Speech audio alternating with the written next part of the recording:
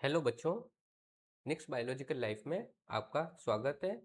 मेरा नाम निखिल चौहान है। बच्चों, इस लेक्चर से पहले हमने cell the unit of life, कोशिका जीवन की इकाई, उस चैप्टर को हमने कंप्लीट किया।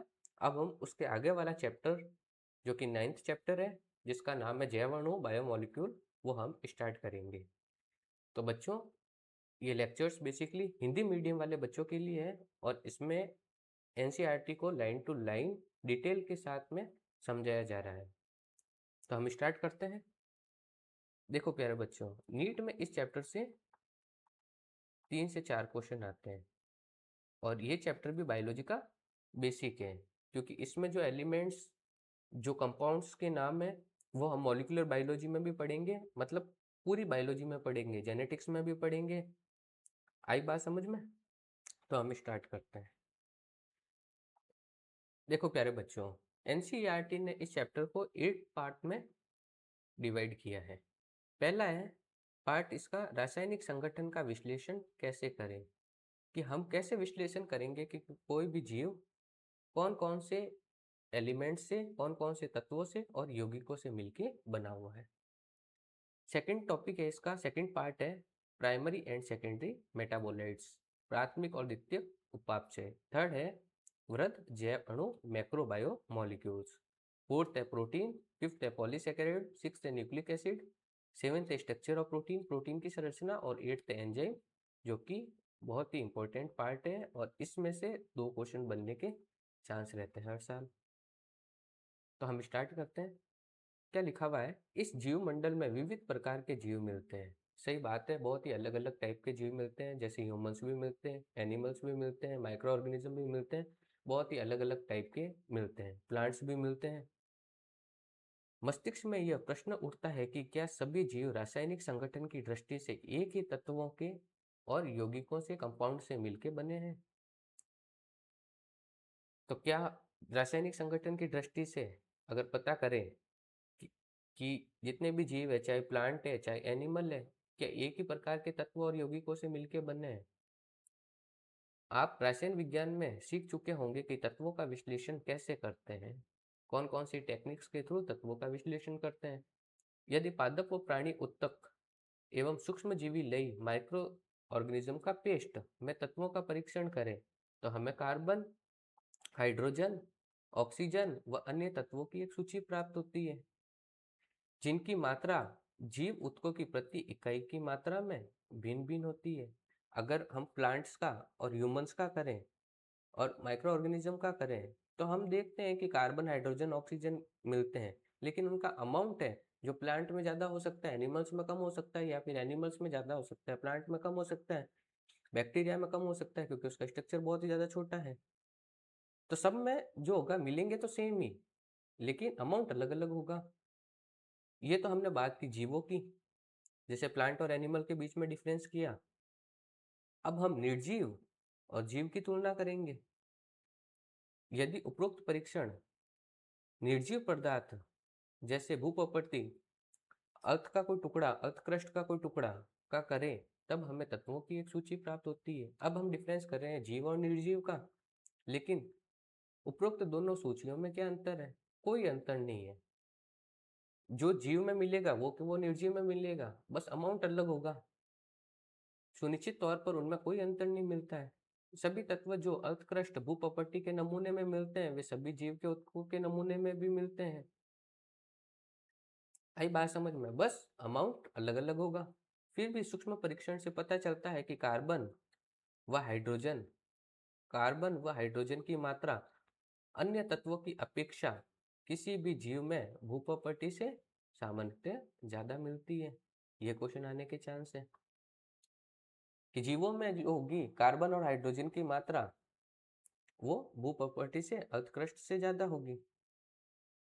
तो ये पैराग्राफ हमारा बहुत ही नॉर्मल है और ये कह रहा है कि जो जीव में मिलता है वो निर्जीव में भी मिलता है, बस अमाउंट अलग अलग हो सकता है।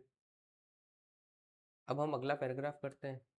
देखो अगले पैराग्राफ में क्या है, एक टेबल दे रखी है जो कि जीव और निर्जीव में पदार्थों की तुलना कर रखी है। तो ये भू प्रॉपर्टी के पदार्थ और ये ह्यूमन बॉडी के पदार्थ। तो हम हाइड्रोजन देखते हैं, यहाँ पे हाइड्रोजन बहुत ही कम 0.1 मिलता है, यहाँ पे 0.5 मिलता है, 5 गुना ज़्यादा।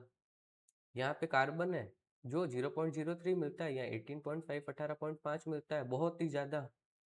यहाँ पे ऑक्सीजन है 46.6 46.6 मिलता है, यहाँ पे 65.5 नहीं 65.0 मिलता है। यहाँ पे नाइट्रोजन बहुत ही कम मिलता है, यहाँ पे बहुत ज़्यादा मिलता है 3.3। यहाँ पे सल्फर 0.03 कम मिलता है, यहाँ पे इसका 10 गुना ज़्यादा मिलता है 0.3। यहाँ पे सोडियम 2.8 ज़्यादा मिलता है, यहाँ पे कम मिलता है 0.2, इसीलिए हम बाहर से इंटेक करते हैं। यहाँ पे कैल्शियम कम ज़्यादा मिलता है 3.6 और यहाँ पे कम मिलता है 1.5, इसीलिए बाहर से इंटेक करते हैं। यहाँ पे मैग्नीशियम ज़्यादा मिलता है 2.1, यहाँ पे कम मिलता है 0.1, इसीलिए बाहर से इंटेक करते हैं। यहाँ पे सिलिकॉन 27.7 मिलता है, यहाँ पे लगभग नहीं के बराबर मिलता है। आई बात समझ में? तो यहाँ पे हाइड्रोजन का अमाउंट कम है, यहाँ पे ज़्यादा है, यहाँ पे कम है, कार्बन का यहाँ पे ज़्यादा है, ऑक्सीजन यहाँ पे कम है, यहाँ पे ज़्यादा है, नाइट्रोजन यहाँ पे कम है, यहाँ पे ज़्यादा है, सल्फर यहाँ पे कम है, यहाँ पे ज़्यादा है, सोडियम यहाँ पे ज़्यादा है, यहाँ पे कम, कैल्शियम यहाँ ज़्यादा है, यहाँ पे कम, मैग्नीशियम यहाँ ज़्यादा है, यहाँ पे कम, सिलिकॉन यहाँ ज़्यादा, यहाँ पे कम। ये टेबल दी थी C.N. राव द्वारा लिखित अंडरस्टैंडिंग केमिस्ट्री से उद्धृत है, विश्वविद्यालय प्रकाशन हैदराबाद ने इसका प्रकाशन किया। आई बात समझ में? इस टेबल में से भी क्वेश्चन आता है तो हमको याद रखने पड़ेंगे। किस किस के नाम याद रखने पड़ेंगे? तो आप आ शी का ना। आई बात समझ में? कैसे याद रखना है? आ ऑक्सीजन, शी सिलिकॉन सबसे ज़्यादा, ये फिर का कैल्शियम, फिर सबसे कम, मतलब इन चारों में से सबसे कम आशिकाना में से सोडियम। आशिकाना। आई बात समझ में? ये बात हो गई इसकी बात करें, आशिना का आ ऑक्सीजन सबसे ज्यादा, कार्बन C फॉर कैट, इससे कम ना का। आई बात समझ में? आ शी ना का, तो हम ऐसे याद कर सकते हैं और बेसिकली इन चारों का ही पूछते हैं अभी तक जितना एनालिसिस हुआ है। तो आशिकाना, आशीना का, यहाँ पे शी का मतलब सिलिकॉन है और यहाँ पे शी का मतलब कार्बन है। आगे बात समझ में? यस या नो? तो हम आगे देखते हैं अब क्या लिखा हुआ है। पहला टॉपिक आ गया हमारा कि रासायनिक संगठन का विश्लेषण कैसे करें, कैसे विश्लेषण करेंगे कि ये मिलता है। देखो प्यारे बच्चों क्या लिखा हुआ है, इस तरह से हम पूछ सकते हैं, इसी तरह से हम पूछ सकते हैं कि जीवों में कार्बनिक यौगिक किस रूप में मिलते हैं, किस फॉर्म में मिलते हैं कार्बनिक कंपाउंड। उपरोक्त उत्तर पाने के लिए कोई व्यक्ति क्या करेगा? टेस्ट करेगा, सीधी सी बात है। इसका उत्तर पाने के लिए हमें रासायनिक विश्लेषण करना पड़ेगा, केमिकल टेस्ट करना पड़ेगा। तो हम वो टेस्ट कैसे करते हैं? हम किसी भी जीव उत्तक, चाहे वो प्लांट हो चाहे वो एनिमल को, सब्जी या यकृत का टुकड़ा लेंगे और उसको खरल व मुसल, ठीक है, मोटर एंड पिस्टल की सहायता से trichloro acetic acid, try chloro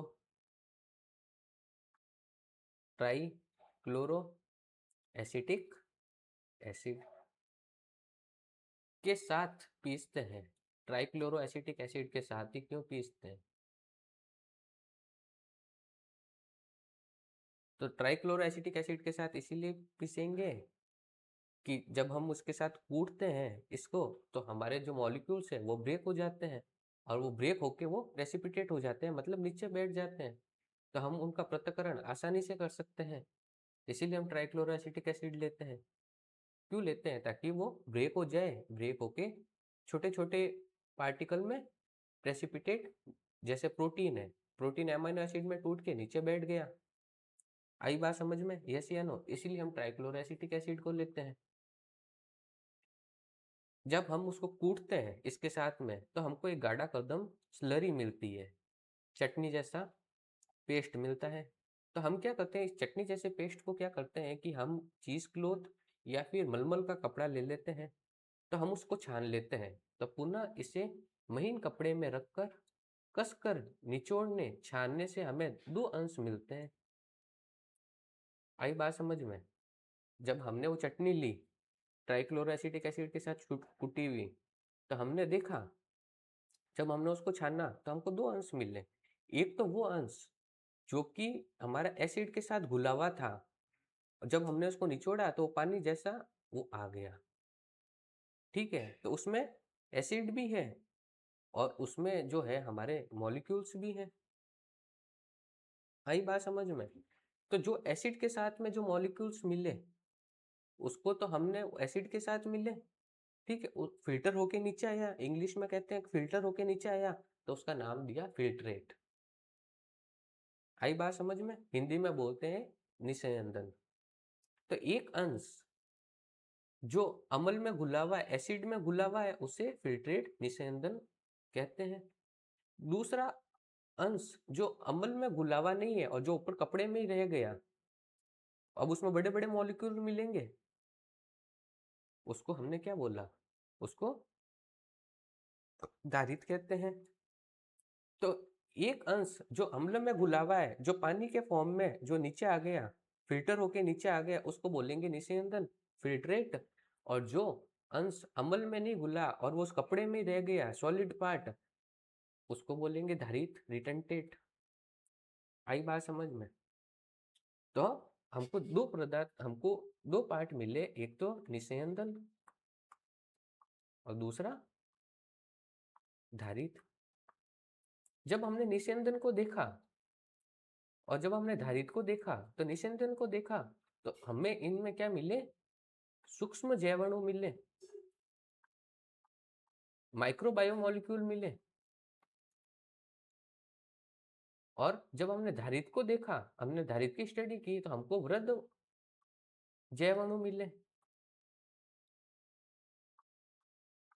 macro biomolecules मिले। आई बात समझ में? यस या नो? हमने निस्यंदन को देखा तो छोटे छोटे पार्टिकल थे जो उसके साथ आ गए, जो स्मॉल स्मॉल पार्टिकल थे, जो स्मॉल स्मॉल मॉलिक्यूल थे, वो तो फिल्ट्रेट के साथ में आ गए, निस्यंदन के साथ में आ गए। और बड़े बड़े जो थे वो सॉलिड पार्ट में उधारित में ही रह गए। तो जो निस्यंदन में है उसको सूक्ष्म सूक्ष्म जैवाणु बोला, और जो धारित में है उसको वृहद जैवाणु बोला। आई बात समझ में? तो अगर फिर हमने भार इसका पता लगाया कि भार कितना होता है, तो मॉलिक्यूलर वेट देखा जो सूक्ष्म जैवाणु का, ये 1800 से 800 डाल्टन में होता है इसका भार। और इसका भार पता चलाया, इसका मॉलिक्यूलर वेट पता चलाया, तो ये तो 10,000 डाल्टन निकला। इतना भारी। आई बात समझ में? फिर हमने और एनालिसिस किया कि ऐसे कौन कौन से अणु आए, इसमें कौन कौन से मॉलिक्यूल्स आए। तो हमने देखा कि मोनोसेकेरोइड आए, शुगर आए, शर्करा आई, और हमने देखा तो अमीनो अम्ल आए, अमाइनो एसिड आए। फिर हमने और देखा तो न्यूक्लियोसाइड आए, न्यूक्लियोसाइड और न्यूक्लियोटाइड।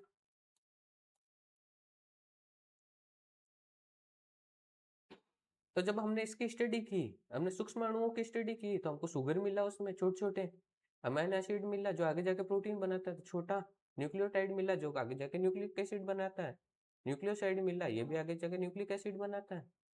जब हमने धारित की स्टडी की तो हमको कार्बोहाइड्रेट मिला, बड़े बड़े पार्टिकल जिनका मॉलिक्यूलर वेट 10,000 डाल्टन से ऊपर है। अमाइनो एसिड नहीं, फिर हमने और देखा, तो हमने देखा कि प्रोटीन मिला जो कि अमाइनो एसिड से मिलके बना है। फिर हमने और देखा तो न्यूक्लिक एसिड मिला जो कि न्यूक्लियोसाइड और न्यूक्लिक एसिड, एक मिनट, न्यूक्लिक एसिड, आरएनए और डीएनए मिला।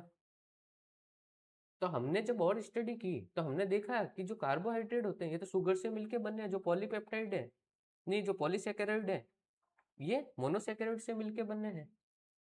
जो प्रोटीन है ये अमाइनो एसिड से मिलके बने हैं, अमाइनो एसिड की चेन से मिलके बने हैं। जो न्यूक्लिक एसिड है जो न्यूक्लियोटाइड और न्यूक्लियोसाइड से मिलके बने हैं। आई बात समझ में? तो हमने क्या बोला कि जो मैक्रोमोलिक्यूल है जो कि धारित वाले जो कि ठोस पार्ट में मिलते हैं, जो मैक्रोमोलिक्यूल है ये किसके हैं? पॉलीमर है। किसके? Polymer of micromolecules. आई बात समझ में? सूक्ष्म जैव अणुओं के बहुलक है। सूक्ष्म जैव अणु के बहुलक।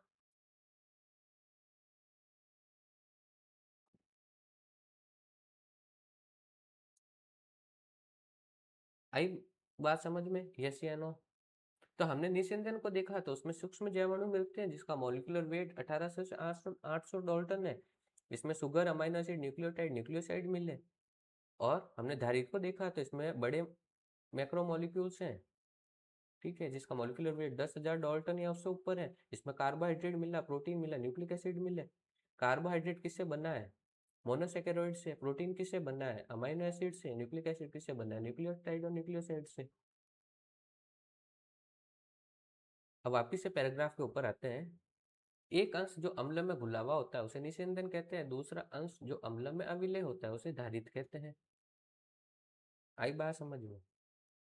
अब आप देखो, अगर देखो तो कोई भी कंपाउंड या कोई भी कंपाउंड तो क्या कोई भी जीव होता है, चाहे एनिमल हो चाहे प्लांट हो, प्रोटीन से बना हुआ होगा, कार्बोहाइड्रेट से बना हुआ होगा और लिपिड से बना हुआ होगा। आप कहोगे कि सर आपने तो लिपिड का बताया ही नहीं। तो बच्चों अगर देखते हैं तो लिपिड किस में मिलता है? जब हम ये एक्सपेरिमेंट करते हैं, एक्सपेरिमेंट करते हैं तब मैं बात कर रहा हूँ। जब हम एक्सपेरिमेंट करते हैं तब हमको लिपिड कहाँ पे मिलता है? हमको लिपिड मिलता है धारित में, रिटर्न स्टेट में। लेकिन जब हम लिपिड की स्टडी करते हैं, जब हम लिपिड की स्टडी करते हैं, जब उसका मॉलिक्यूलर वेट देखते हैं तो उसका तो मॉलिक्यूलर वेट 800 डाल्टन मिलता है।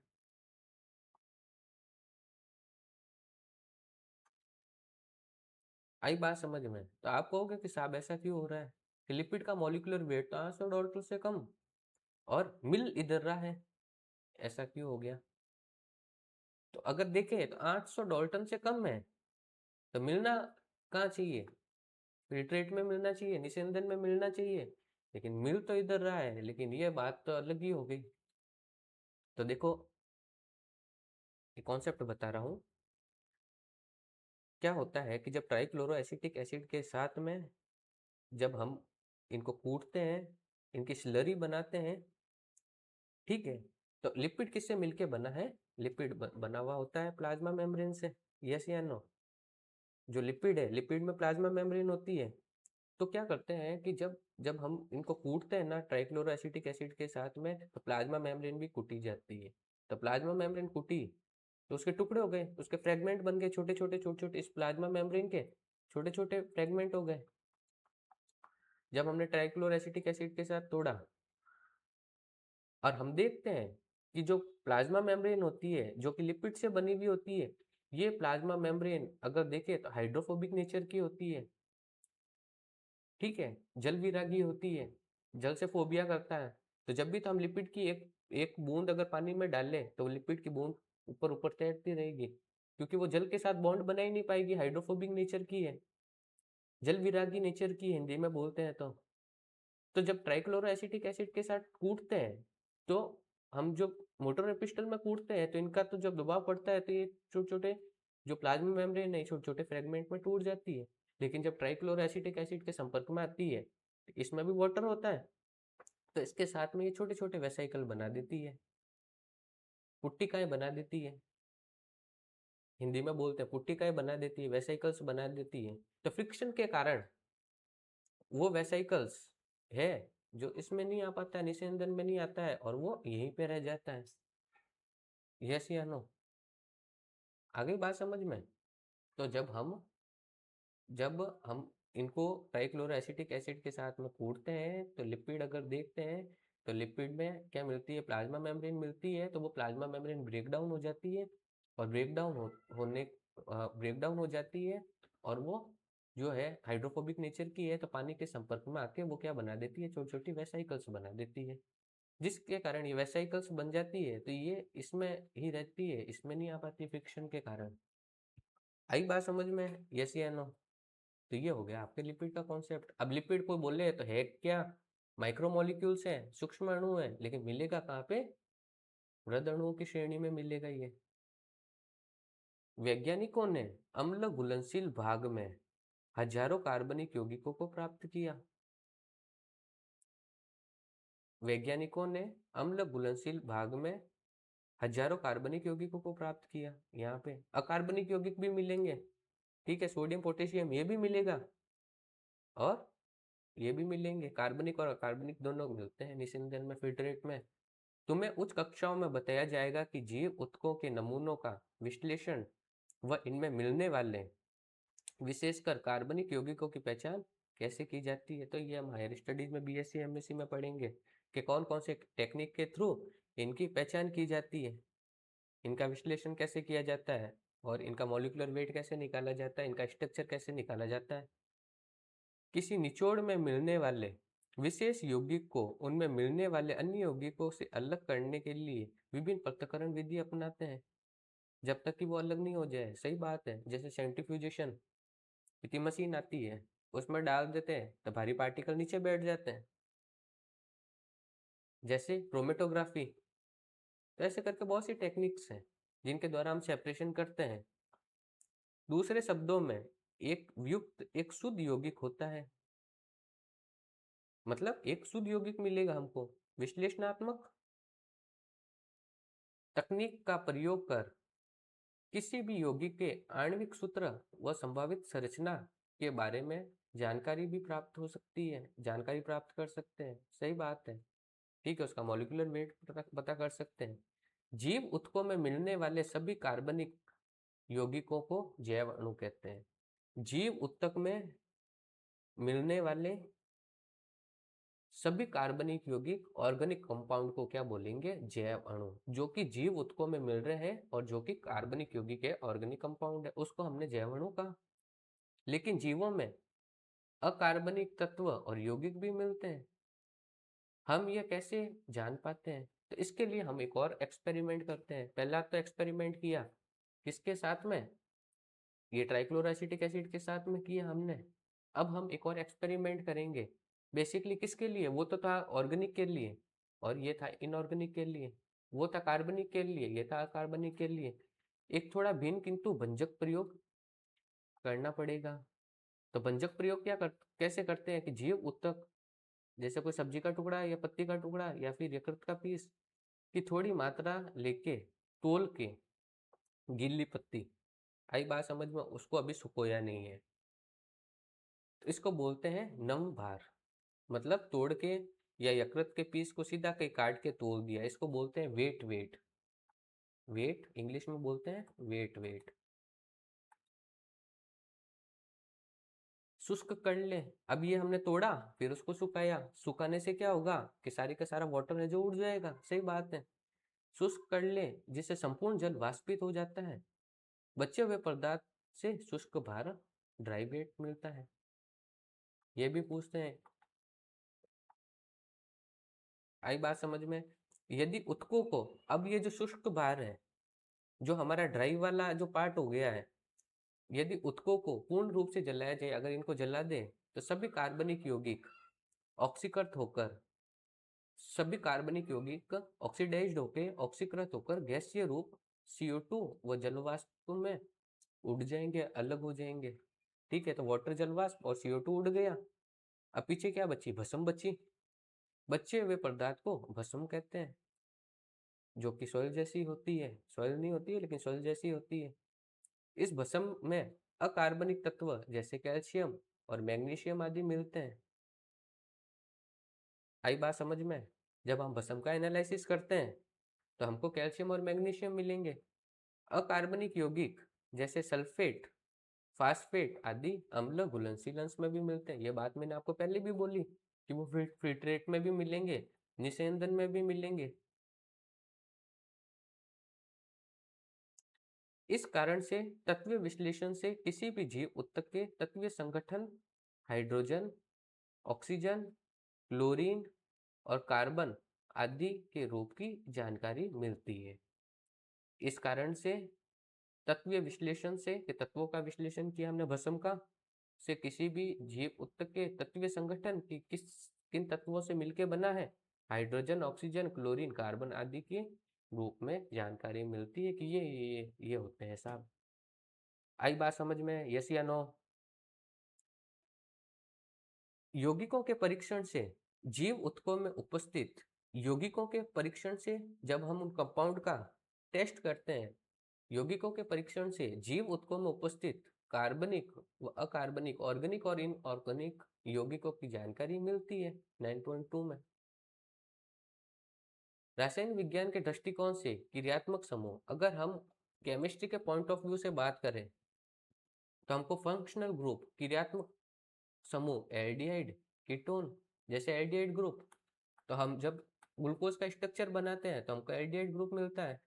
फ्रक्टोज का बनाते हैं तो कीटोन ग्रुप मिलता है। एरोमेटिक स्ट्रक्चर बनाते हैं तो वो बेंजीन वेंजीन हो गए। आई बात समझ में? यस या नो? तो एरोमेटिक यौगिकों आदि की पहचान की जा सकती है। ये तो बात हो गई केमिस्ट्री की, कि हमको अगर क्रियात्मक समूह अगर केमिस्ट्री के फॉर्म में देखे तो एल्डिहाइड, कीटोन और एरोमेटिक, यहाँ पे कॉमा होगा, एरोमेटिक यौगिकों आदि की पहचान की जा सकती है कि भाई ग्लूकोज में तो ये भी मिलता है एल्डिहाइड, फ्रक्टोज में तो कीटोन मिलता है साहब। आई बात समझ में? लेकिन हम बायोलॉजी की दृष्टि, जीव विज्ञान की दृष्टि से अमाइनो अम्ल, न्यूक्लियोटाइड, क्षार, वसा अम्ल इत्यादि में वर्गीकृत करते हैं। जब हम बायोलॉजी के दृष्टिकोण से देखते हैं तो क्या साहब, ये तो कार्बोहाइड्रेट है, ये तो अमाइनो एसिड है, ये तो न्यूक्लियोटाइड है, ये तो फैटी एसिड है। आई बात समझ में? यस या नो? तो देखने के ऊपर है कि कौन से नजरिए से देख रहे हैं हम लोग। केमिस्ट्री के नजरिए से देख रहे हैं कि बायो, लेकिन हम लोग बायोलॉजी के नजरिए से ही देखेंगे। यस या नो? देखो अब अगली टेबल क्या कह रही है, जीव ऊतकों में पाए जाने वाले अकार्बनिक अवयवों की सूची। जैसे सोडियम, इसको Na+ से लिखेंगे हम लोग, पोटेशियम को K+ से लिखेंगे, कैल्शियम को Ca+2 से लिखेंगे।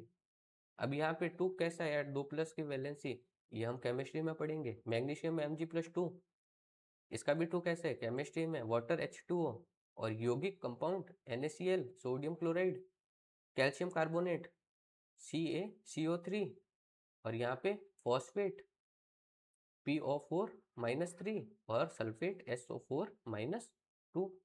तो सोडियम का फॉर्मूला Na+, पोटेशियम का K+, कैल्शियम का Ca+2, मैग्नीशियम का Mg+2, वाटर का H2O, यौगिक NaCl, calcium carbonate CaCO3, phosphate और सल्फेट। तो ये सूची ये कह रही है, ये एग्जाम में ये सूची इतनी आती नहीं है। आई बात समझ में? यस या नो?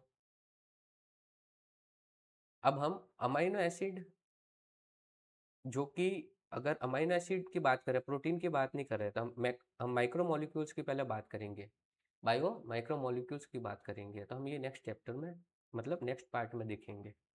ठीक है? ठीक है फिर, ठीक है, ध्यान रखना अपना।